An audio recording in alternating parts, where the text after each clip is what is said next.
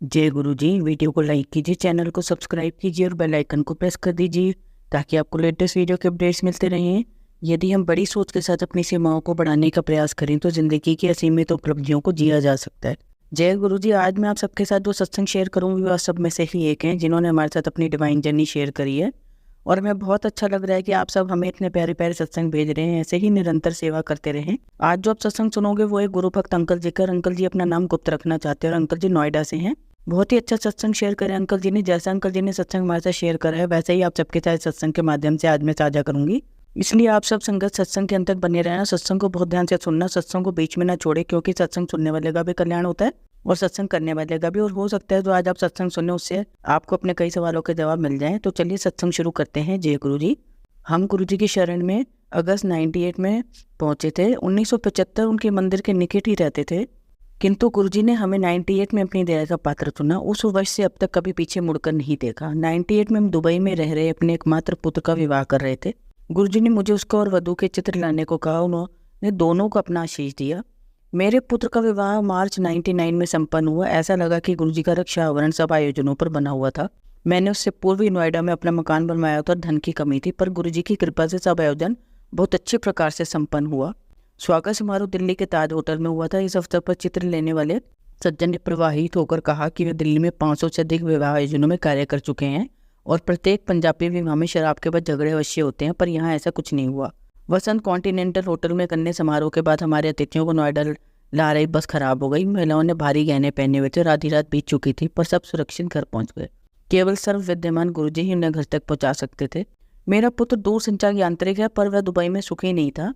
यदा कदा मैं गुरुजी से उसका लेख करता था वह चिंता करने को मना करते थे। मेरा पुत्र और उसकी पत्नी जनवरी 2000 में भारत आ रहे थे।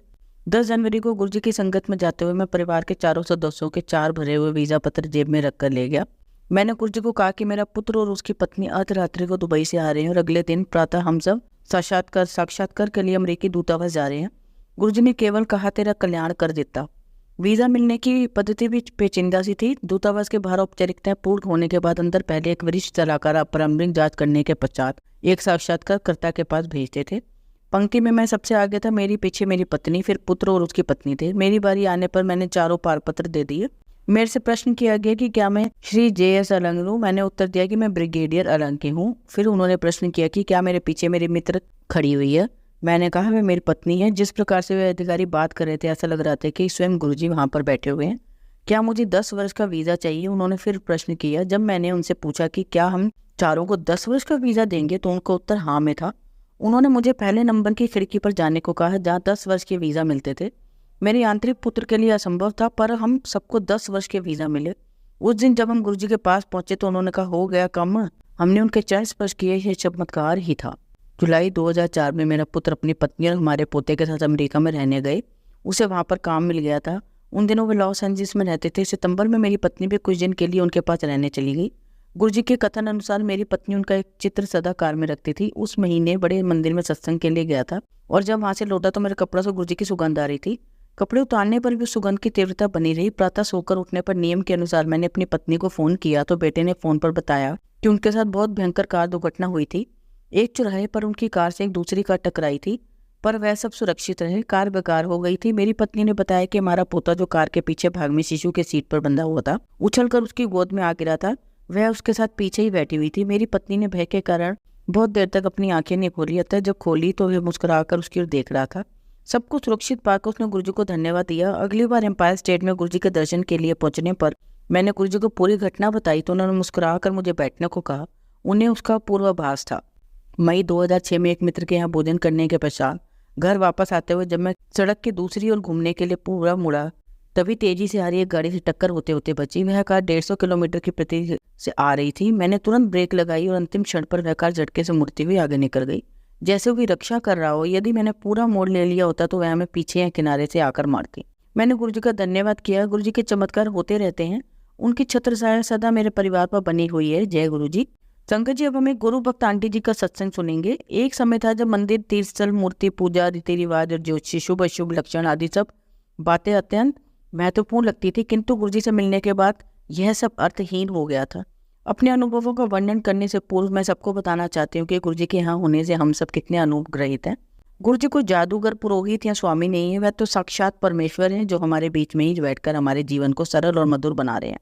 मेरे अनुभव इसी विश्वास और आस्था को उसे दृढ़ कर रहे हैं। भक्त के रूप में उनसे मिलने के पहले दिन ही गुरु जी ने मेरी श्रद्धा जागृत हो गई थी। उनके आशीर्वाद से ही नवंबर 2000 में मेरा विवाह हुआ। इसके कुछ दिन बाद ही गुरु जी मुझसे कहने लगे कि वह मुझे पुत्र देंगे। गुरु जी की इस पुनरुक्ति एक मुंडा ले ले, पर मेरे पति और मैंने कभी ध्यान नहीं दिया, किंतु नवंबर 2000 से जुलाई 2003 तक यही दोहराते रहे। 7 जुलाई को गुरु जी के जन्मदिन के पावन अवसर पर बड़े मंदिर में विशाल आयोजन था, जहाँ पर प्रातः 3:30 बजे तक हम सब ने उनके दैवीय सानिध्य का आनंद लिया। इसी समय गुरु जी ने मुझे बुलाया और कहा कि उन्होंने मुझे और अपने पति को आशीष दिया है।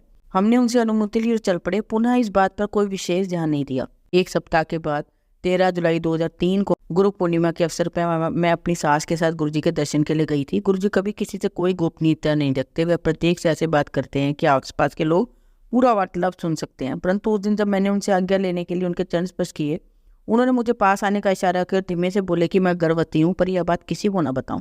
किंतु मैंने इस कथन की अवहेलना करी। मैंने यह समाचार अपने पति को दिया। उन्होंने इसे अनसुना कर दिया और बोले कि मैं गुरु जी पर कुछ अधिक ही विश्वास करती हूँ।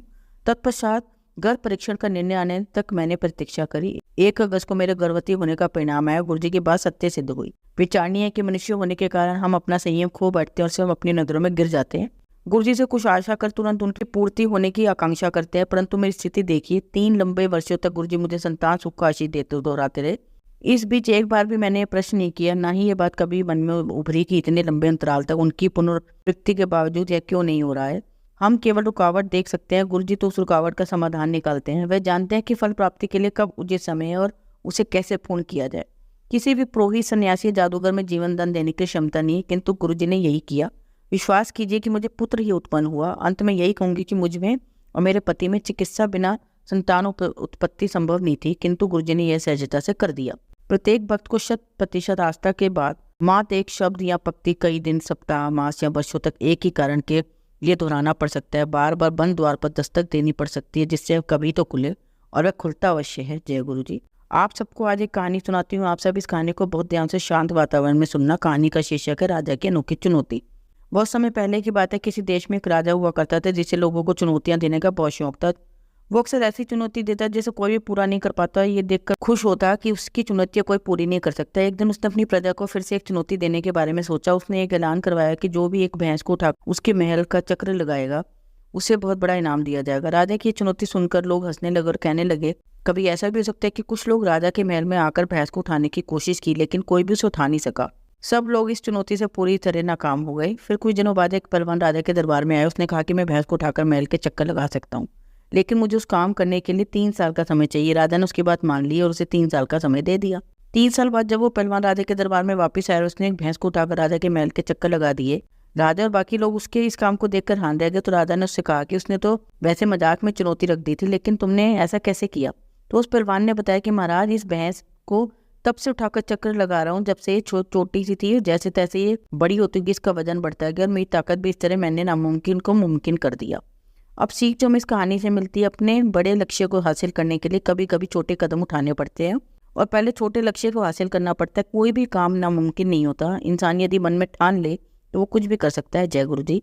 संगत जी, अगर आपको आज का सत्संग अच्छा लगा तो आप इस सत्संग को और संगत के साथ जरूर साझा करें, जिससे वो भी महाराज का दिव्य आशीर्वाद प्राप्त कर सकें। जय गुरु जी। शुक्राना गुरु जी।